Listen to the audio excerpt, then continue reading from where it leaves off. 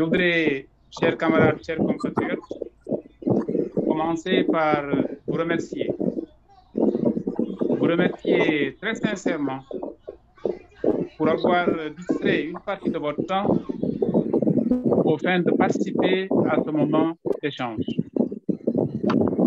Nous voyons bien le temps, du fait de notre mode de vie, se raréfie. Et il en est du temps, tout comme de beaucoup d'autres choses. En règle générale, la rareté induit le caractère précieux. Merci donc de consacrer une partie de votre temps à l'invitation du PIT. Le Parti de l'indépendance et du travail a tenu les 29 et 30 avril 2023 à Dakar son 7e congrès. Soit la tenue même de ce congrès est un élément de bilan.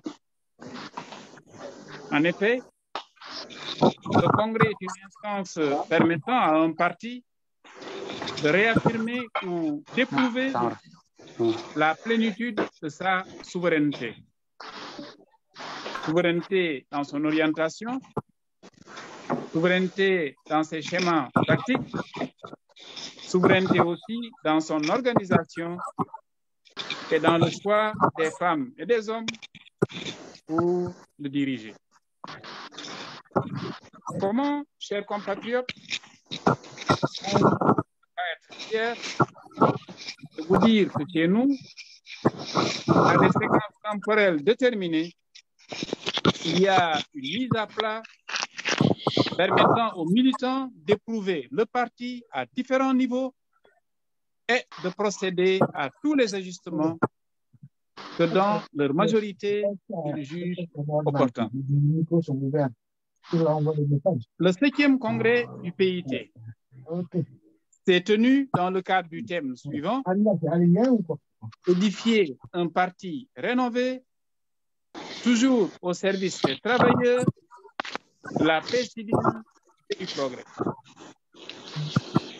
Une lecture attentive de ce thème permet de déceler, pour ce qui est des objectifs et de la façon d'agir du parti, une permanence et un ajustement. Autrement dit, tout en demeurant fidèle à ses idéaux, dont, de notre point de vue, la noblesse ne souffre d'aucun doute, le PIT comprend qu'il est fondamental de confronter ces idéaux à la réalité du monde tel qu'il va.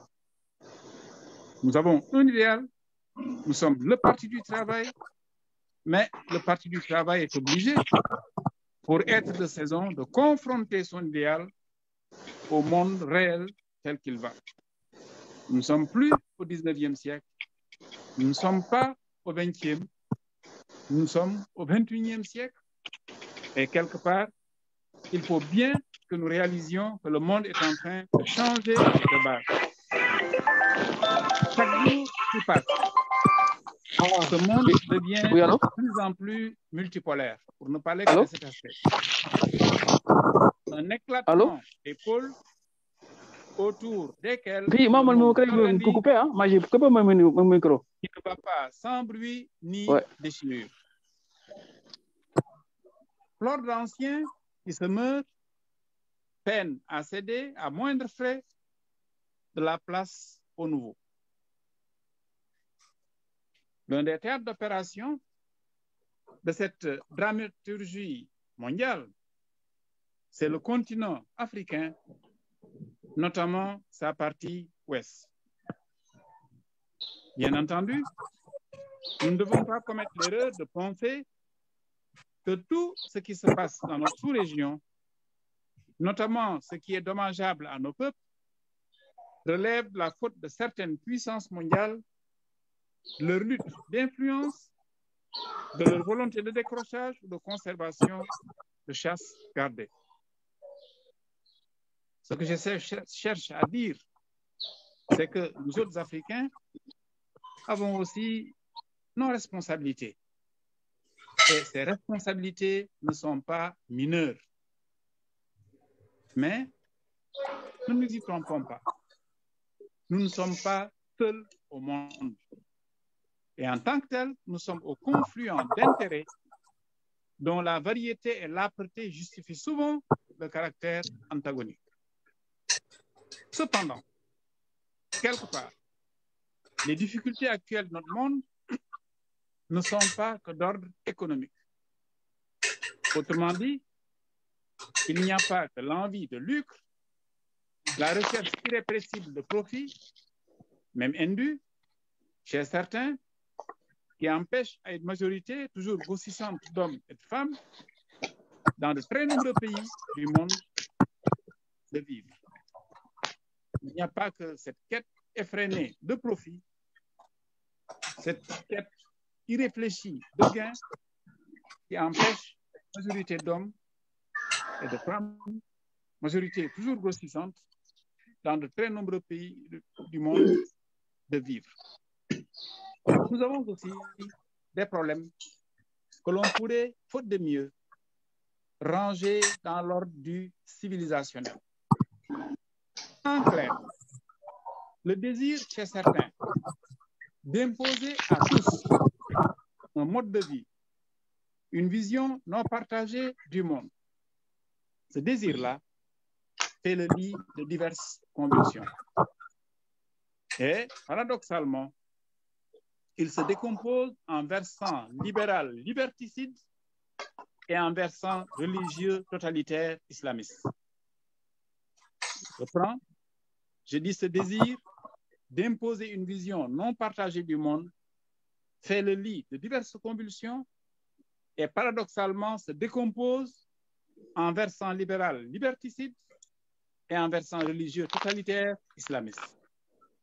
Deux tentacules qui nervent le même dessein fou de sculpter le monde à l'aune d'une approche ayant en commun la visée radicale, absolument incompatible avec tout ce qui n'est pas elle. J'insiste sur cet aspect, que cet aspect-là est en plein champ sur le territoire national. Chers camarades, mesdames et messieurs, il nous faut de plus en plus regarder les choses quant au fond. D'où du reste, ce qui nous a conduit au choix de titrer ce bref aperçu des décisions de notre 7e congrès, situation politique nationale, par-delà l'écume, la vague. Quand les camarades m'ont demandé de suggérer un thème pour le débat que nous tenons cet après-midi, j'ai pensé assez rapidement qu'on pouvait intituler notre débat du jour de cette manière-là. Ça m'a valu une remarque assez plaisante d'un de mes camarades qui me disait, bon, il ne voit pas trop bien ce que nous voulons dire par là et que peut-être que ce serait quelque part une sorte de tendance ou de propension à verser dans la philosophie. Pourtant, il s'agit bien de cela. La situation politique nationale requiert que nous soyons nombreux à voir par-delà l'écume, la vague, car il en est une, elle est torrentielle.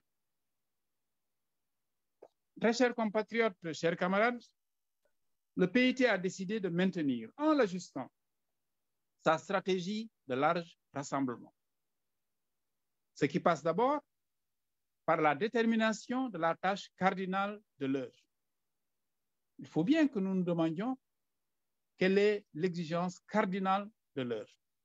Autrement dit, les temps que nous sommes en train de vivre en tant que pays mettent à l'ordre du jour à titre principal quelle tâche urgente, quelle tâche pressante, quelle tâche cardinale, quelle tâche la plus importante.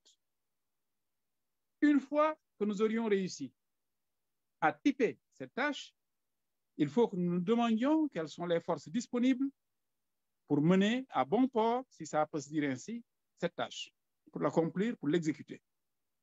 Et dans la foulée, réfléchir aux mécanismes dont le bon usage permettra d'agréger les forces nécessaires à la bonne conduite de cette tâche, les forces nécessaires à l'atteinte des objectifs que nous pourrions nous assigner comment agréger des forces, comment les mettre en mouvement autour d'un objectif précis. Le maintien de cette approche politique se justifie par la gravité des périls auxquels fait face notre pays, par la grandeur des obstacles à surmonter, par l'ampleur des défis à relever. Notre pays, il ne faut pas s'en cacher, en est à un tournant et celui-là est décisif.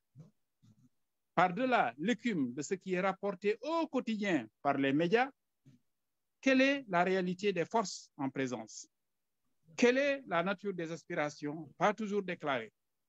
Quelle est la réalité des desseins, notamment ceux-là qui sont inavoués?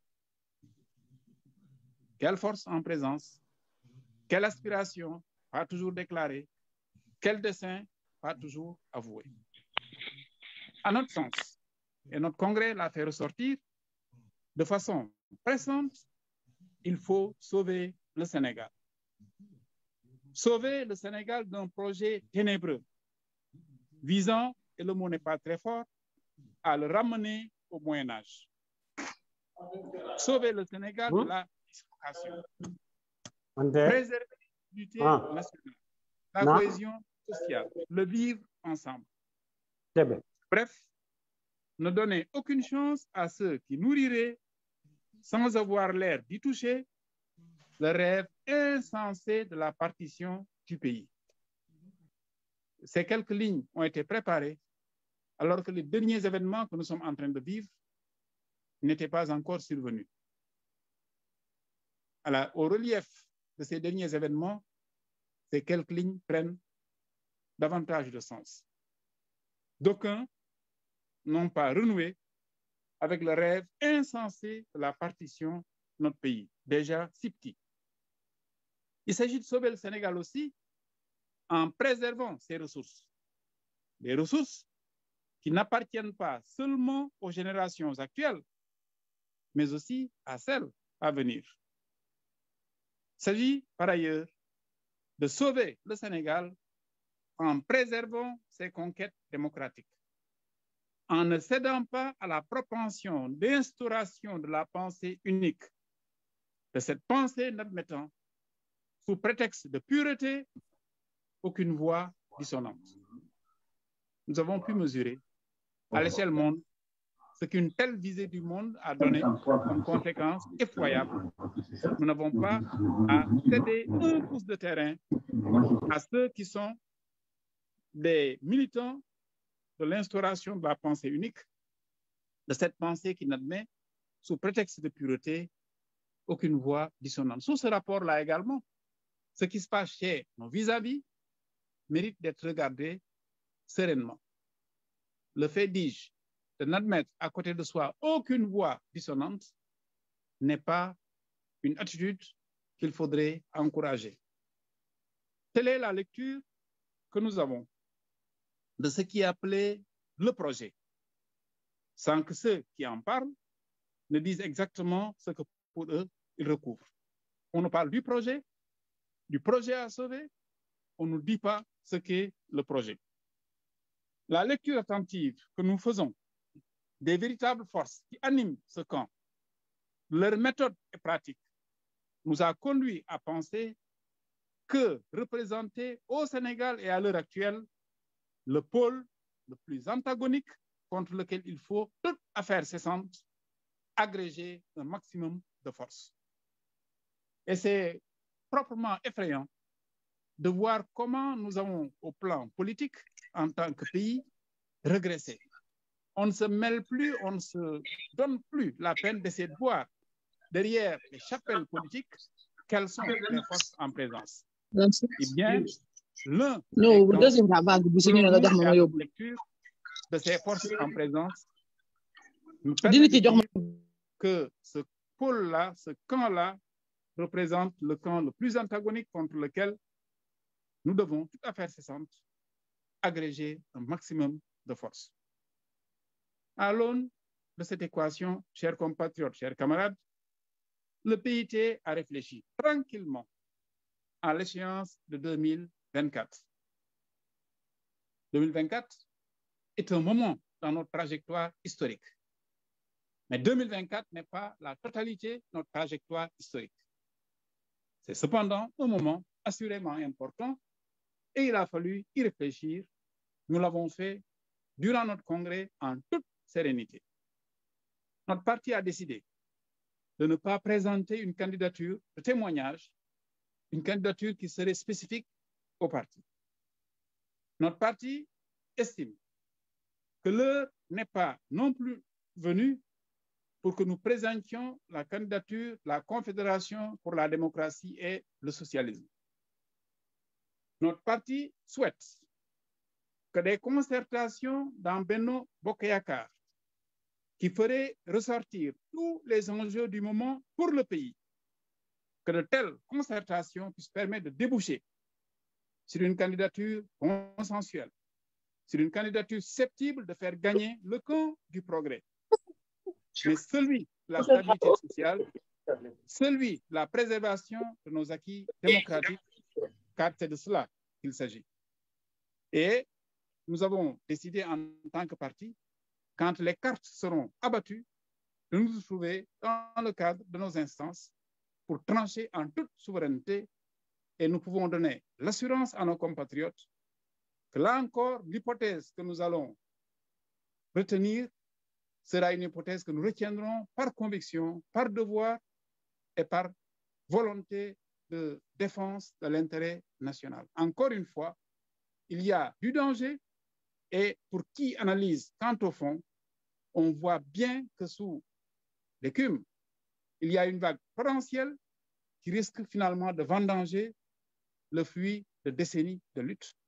Et le PIT n'entend pas du tout rester un spectateur inactif face à de tels dangers. Voilà très rapidement dit quelques lignes, en tout cas, qui peuvent être retenues comme étant les axes principaux qui ont été, disons, conclus à l'occasion de notre congrès, puisque le temps est précieux. Je voudrais m'en tenir là et je reviens tout à l'heure à l'occasion des questions qui seraient posées. Je vous remercie, mesdames et messieurs, chers camarades, de votre attention.